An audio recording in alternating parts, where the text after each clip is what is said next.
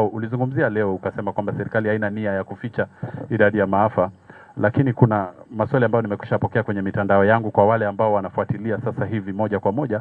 Wanauliza, Tume ya Kitaifa ya Haki za Kibinadamu KNHCR, je, tume hii na wizara yenye mamlaka kubwa kabisa nchini, Interior Ministry, gani ina nguvu kabisa ya kuweza kutafuta mili na pengine kufuatilia haya maswala, kwamba kuna utepetevu, waziri? Na sisitiza kwamba habari kamili ni kwamba tulipoteza watu 42, 25 wakati wa Sabasaba na watu 17 katika siku ya Juni 25. Hiyo ndio habari kamili kutoka serikali. Habari zingine ambazo mtu yeyote yako nayo anaweza kutupatia kupitia kitengo cha polisi, ndio tuone kwamba yeye anasema mambo ya maandamano ama pengine amechanganya wale walipoteza maisha yao kwa bahati mbaya around the same time kwa mambo mengine na akaweka habari hizo pamoja. Na nilisema hapo awali, na kama mtu atatuambia kwamba ako na evidence ya watu ambao ni kweli wamekufa hao 61 kama vile KNHCR Kenya National Human Rights Commission wamesema, basi atatupatia ile inakuwa evidence na hakuna kitu tutapinga. Kama evidence ni sawa, then tutauliza idara yetu ya polisi walikosea kwa upande gani. Lakini hadi sasa hatujasema kwamba polisi wamekosea. Tumesema kwamba ripoti kamili kutoka sehemu mbalimbali ya nchi kuhusiana na June 25th and July 7th ni kwamba tulipoteza watu 42, na hao ni watu wengi sana, na sikitisha kwa sababu maandamano haifai kufikia umbali penye watu wanapoteza maisha yao. Lakini sasa shida ni kwamba maandamano yenye imekita mizizi katika taifa letu sio maandamano ile ilihitajika katika article 37 of the Constitution. Inakuja na fujo, wizi, kuchoma police station, kuchoma kotini, kuchoma magari. Hiyo pia inatupatia shida kubwa sana kama National Police Service. Na watu wajue kwamba polisi hawako kwa siasa. Wanajipata tu kwa hii discussion kwa sababu watu ambao walitaka kufanya siasa yao kwa njia mbofu wameleta shida katika taifa letu, kiasi kwamba sasa tunaongelelea watu wamefariki. Why are we even discussing people dying in the first place? We shouldn't be there. Haifai kuwa tumefika hapo kama taifa. Maandamano inafaa kuwa ya amani, na inakuwa kwamba imepangwa na watu wana nia ya kufanya maandamano kwa njia ya amani. Lakini bali na hayo, tunasema pole sana kwa wale wote walipoteza maisha yao. Wale pia mmesema kwamba wamesema kuna mili katika private mortuaries. I think hiyo ni uongo, kwa sababu kama wangesema ukweli, wangesema kama ripoti wakiwa nayo na wangepeleka hiyo ripoti kwa polisi. Unajua kuna pia siasa mingi ya kuingiza tu uoga kwa watu bure. Hakuna mtu ana run mortuary ya kuenda kuficha mili ati kusaidia mtu yote. Kwanza hiyo ni accusing, hiyo ni makosa. Ni kama kuchukua nia mbaya katika hospitali za kibinafsi katika taifa letu, kwamba wanaficha mili kwa minajili ya kusaidia serikali. Hiyo ni uongo kabisa, ambayo haifai. Kama taifa tu endeleze propaganda kama hiyo, kwa sababu hata wale wako kwa private mortuaries ni watu, sio private mortuary, ni watu wanafanya, wako na jukumu ya kuonyesha familia ama wale walipoteza wapendwa wao wajue walipo.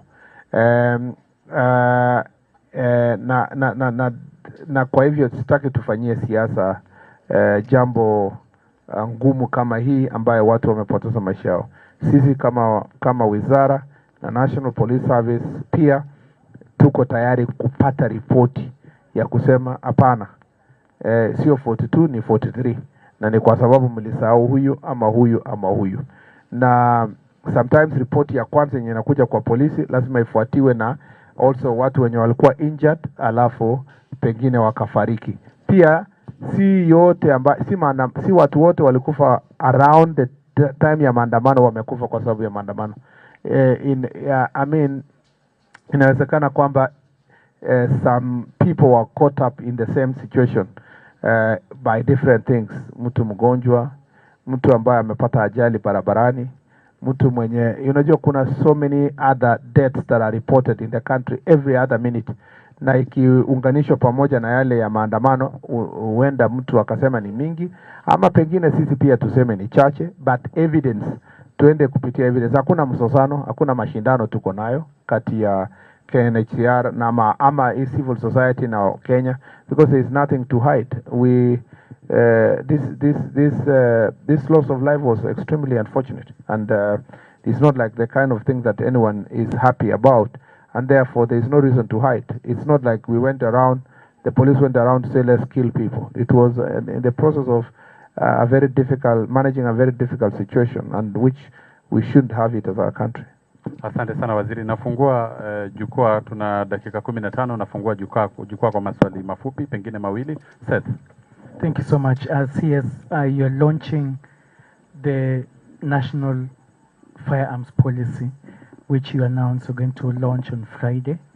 But even as you launch this policy, which is going to give a good guidance in regards to use of firearms, and especially against protesters, what is your stand on how police are supposed to confront protesters? There were very controversial remarks made, starting from when you went to Kikuyu to inspect the Kikuyu and Dagoretti police stations that were torched. But also we've heard from the head of state giving a suggestion on how protesters are supposed to be handled, the famous or infamous shoot in the leg. What is your stand? Do you still believe that law enforcement officers are supposed to forcefully confront protesters? I think there is a big mistake and propaganda that's going on in the country. When I went to Kikuyu, I had a conversation with the public about use of force and use of firearm and shooting and use of bullets, which I actually, the word I use is piga risasi. And people must understand the context of that conversation. The conversation was around invasion of the police station and the attacking of the police officers.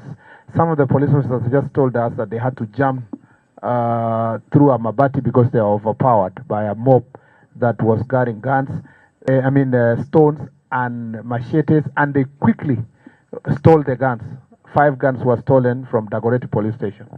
And then in the Kikuyu, they not only burned the court and the various buildings, but they tried to get to the armory. Now I'm told in that armory there were explosives, and the possibility they wanted the guns because there were more guns there, more ammunitions.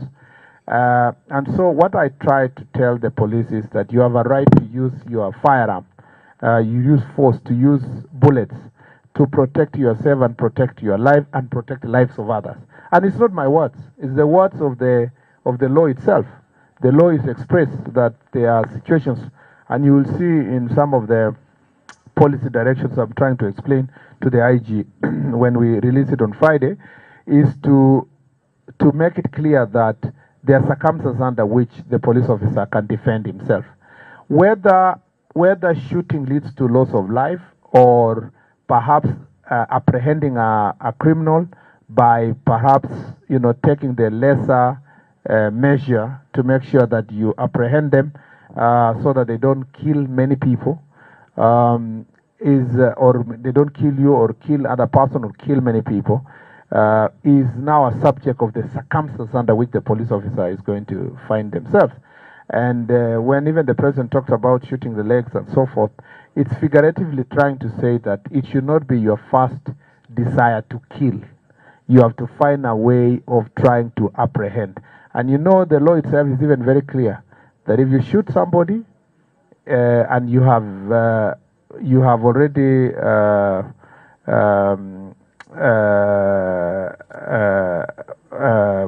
apprehended that person, the first thing is to make sure that they get medical attention, and then you report to IPOR, and you must report to your superiors, and you report, and the superiors must report to IPOR that somebody was shot.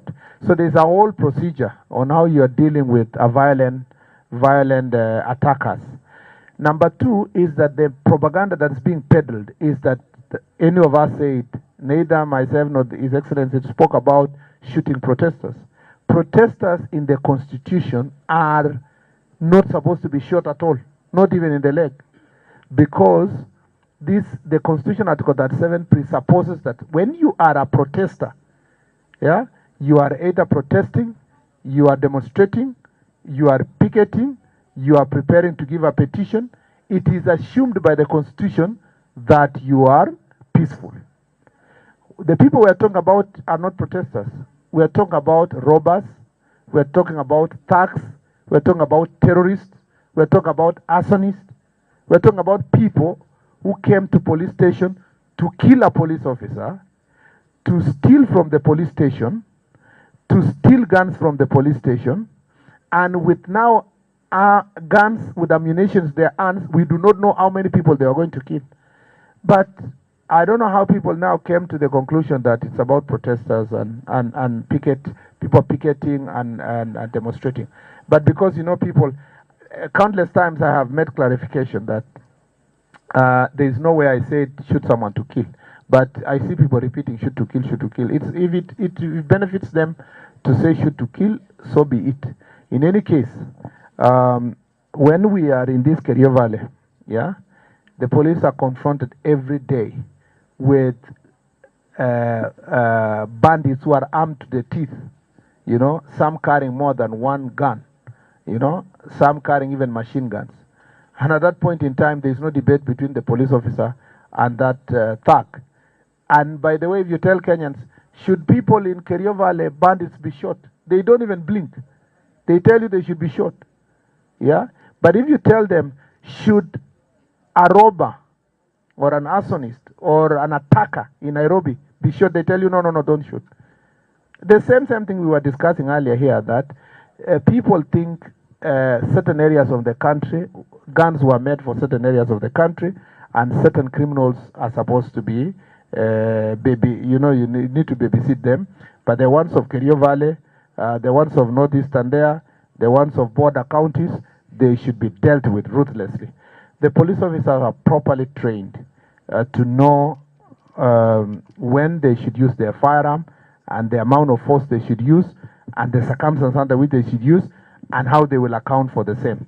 But these jokes that people, and let me use this opportunity to say this, that some of the situations have led to innocent bystanders, including it's suspected that a child was shot, you know, who was not a protester.